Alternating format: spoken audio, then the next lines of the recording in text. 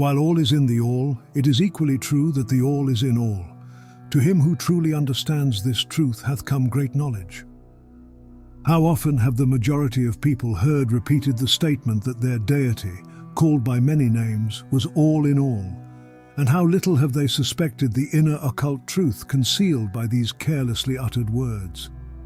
The commonly used expression is a survival of the ancient Hermetic maxim quoted above. As the Kybalion says, "To him who truly understands this truth hath come great knowledge." And this being so, let us seek this truth, the understanding of which means so much. In this statement of truth, this Hermetic maxim, is concealed one of the greatest philosophical, scientific and religious truths. We have given you the Hermetic teaching regarding the mental nature of the universe, the truth that the universe is mental, held in the mind of the all. As the Kybalion says in the passage quoted above, all is in the all. But note also the correlated statement that it is equally true that the all is in all. This apparently contradictory statement is reconcilable under the law of paradox. It is moreover an exact Hermetic statement of the relations existing between the all and its mental universe. We have seen how all is in the all. Now let us examine the other aspect of the subject. The Hermetic teachings are to the effect that the all is immanent in, remaining within, inherent, abiding within its universe, and in every part, particle, unit or combination within the universe. This statement is usually illustrated by the teachers by a reference to the principle of correspondence. The teacher instructs the student to form a mental image of something, a person, an idea, something having a mental form.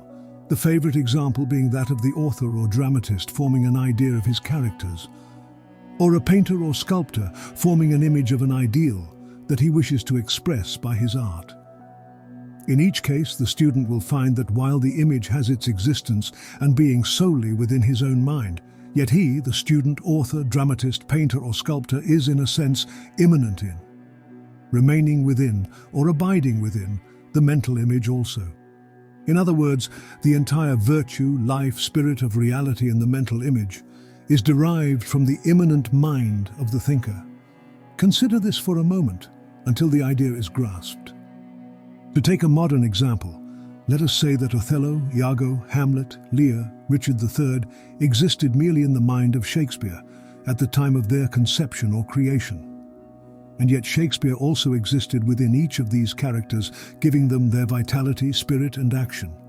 Whose is the spirit of the characters that we know as Micawber, Oliver Twist, Uriah Heep? Is it Dickens, or have each of these characters a personal spirit, independent of their creator? Have the Venus of Medici, the Sistine Madonna, the Apollo Belvedere, spirits and reality of their own, or do they represent the spiritual and mental power of their creators? The law of paradox explains that both propositions are true, viewed from the proper viewpoints. Micawber is both Micawber and yet Dickens, and again, while Micawber may be said to be Dickens, yet Dickens is not identical with Micawber. Man, like Micawber, may exclaim, "The spirit of my creator is inherent within me, and yet I am not he." How different this from the shocking half-truth so vociferously announced by certain of the half-wise who fill the air with their raucous cries of, "I am God!" Imagine poor Micawber or the sneaky Uriah Heep crying, "I am Dickens," or some of the lowly clods in one of Shakespeare's plays grandiloquently announcing that, "I am Shakespeare." The all is in the earthworm, and yet the earthworm is far from being the all. And still the wonder remains that though the earthworm exists merely as a lowly thing, created and having its being solely within the mind of the all, yet the all is immanent in the earthworm and in the particles that go to make up the earthworm. Can there be any greater mystery than this of all in the all and the all in all? The student will, of course, realize that the illustrations given above are necessarily imperfect and inadequate, for they represent the creation of mental images in finite minds, while the universe is a creation of infinite mind, and the difference between the two poles separates them, and yet it is merely a matter of degree. The same principle is in operation. The principle of correspondence manifests in each, as above so below, as below so above. And in the degree that man realizes the existence of the indwelling spirit immanent within his being, so will he rise in the spiritual scale of life. This is what spiritual development means, the recognition, realization and manifestation of the spirit within us. Try to remember this last definition, that of spiritual development. It contains the truth of true religion. There are many planes of being, many subplanes of life, many degrees of existence in the universe, and all depend upon the advancement of beings in the scale, of which scale the lowest point is the grossest matter, the highest being separated only by the thinnest division from the spirit of the all. And upward and onward along this scale of life, everything is moving. All are on the path, whose end is the all. All progress is a returning home. All is upward and onward, in spite of all seemingly contradictory appearances. Such is the message of the illumined. The Hermetic teachings concerning the process of the mental creation of the universe are that at the beginning of the creative cycle, the all, in its aspect of being, projects its will toward its aspect of becoming, and the process of creation begins. It is taught that the process consists of the lowering of vibration until a very low degree of vibratory energy is reached, at which point the grossest possible form of matter is manifested. This process is called the stage of involution, in which the all becomes involved or wrapped up in its creation.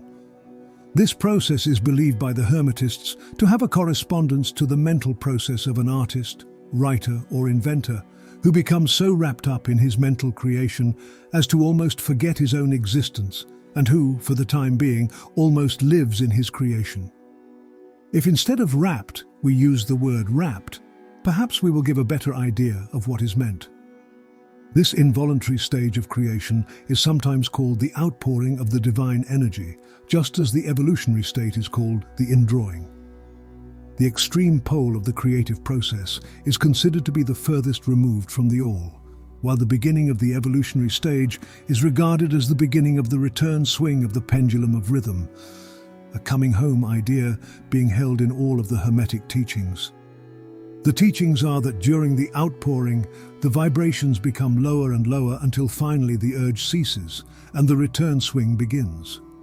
But there is this difference that while in the outpouring, the creative forces manifest compactly and as a whole, yet from the beginning of the evolutionary or indrawing stage, there is manifested the law of individualization, that is, the tendency to separate into units of force, so that finally that which left the all as unindividualized energy returns to its source as countless highly developed units of life, having risen higher and higher in the scale by means of physical, mental, and spiritual evolution.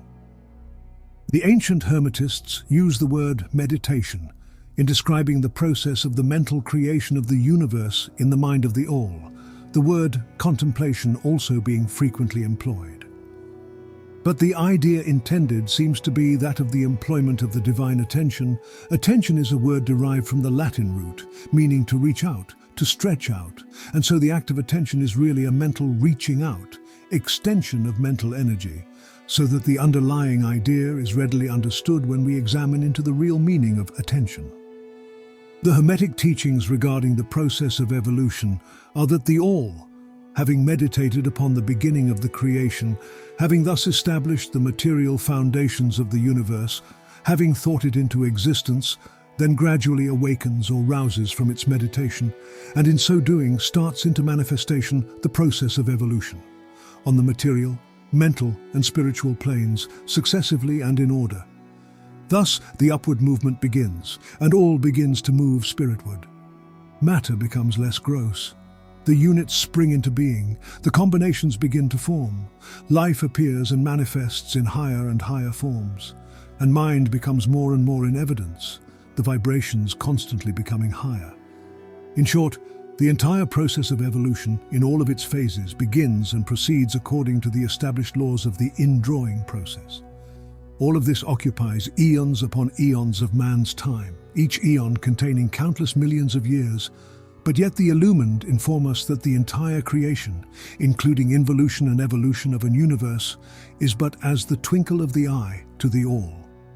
At the end of countless cycles of eons of time, the all withdraws its attention, its contemplation and meditation of the universe, for the great work is finished, and all is withdrawn into the all from which it emerged. But mystery of mysteries, the spirit of each soul is not annihilated, but is infinitely expanded. The created and the creator are merged. Such is the report of the illumined. The above illustration of the meditation and subsequent awakening from meditation of the all is of course but an attempt of the teachers to describe the infinite process by a finite example. And yet, as below, so above. The difference is merely in degree, and just as the all arouses itself from the meditation upon the universe, so does man, in time, cease from manifesting upon the material plane and withdraws himself more and more into the indwelling spirit, which is indeed the divine ego. There is one more matter of which we desire to speak in this lesson, and that comes very near to an invasion of the metaphysical field of speculation, although our purpose is merely to show the futility of such speculation. We allude to the question which inevitably comes to the mind of all thinkers who have ventured to seek the truth. The question is, why does the all create universes? The question may be asked in different forms, but the above is the gist of the inquiry. Men have striven hard to answer this question, but still there is no answer worthy of the name. Some have imagined that the all had something to gain by it, but this is absurd. For what could the all gain that it did not already possess? Others have sought the answer in the idea that the all wished something to love, and others that it created for pleasure or amusement, or because it was lonely, or to manifest its power, all puerile explanations and ideas belonging to the childish period of thought. Others have sought to explain the mystery by assuming that the all found itself compelled to create by reason of its own internal nature, its creative instinct. This idea is in advance of the others, but its weak point lies in the idea of the all being compelled by anything, internal or external. If its internal nature or creative instinct compelled it to do anything, then the internal nature or creative instinct would be the absolute instead of the all, and so accordingly that part of the proposition falls. And yet the all does create and manifest, and seems to find some kind of satisfaction in so doing. And it is difficult to escape the conclusion that in some infinite degree it must have what would correspond to an inner nature or creative instinct in man, with correspondingly infinite desire and will.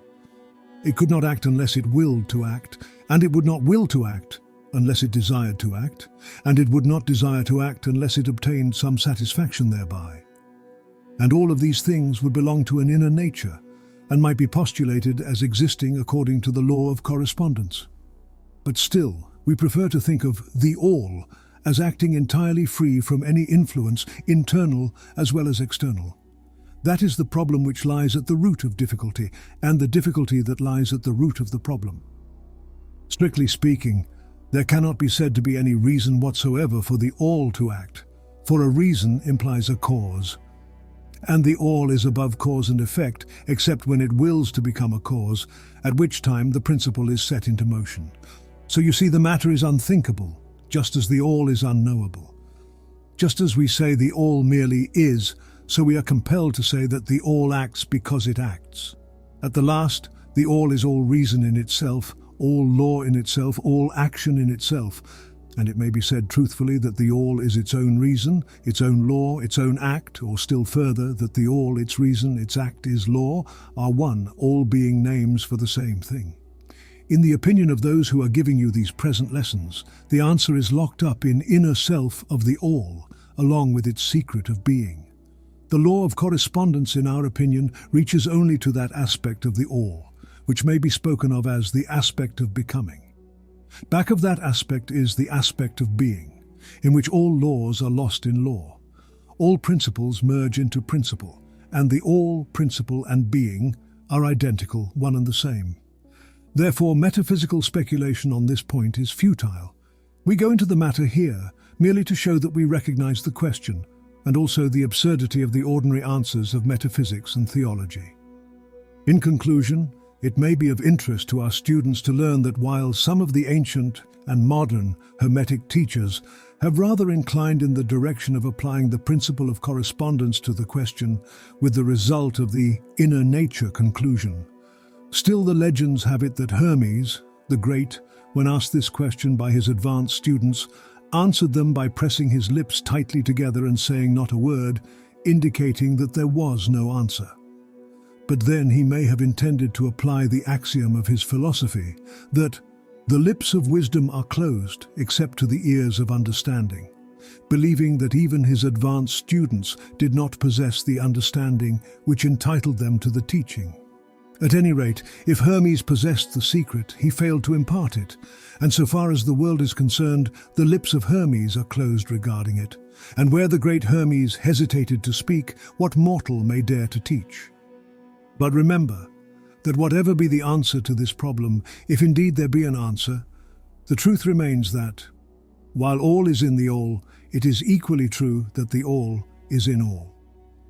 The teaching on this point is emphatic, and we may add the concluding words of the quotation, "To him who truly understands this truth hath come great knowledge."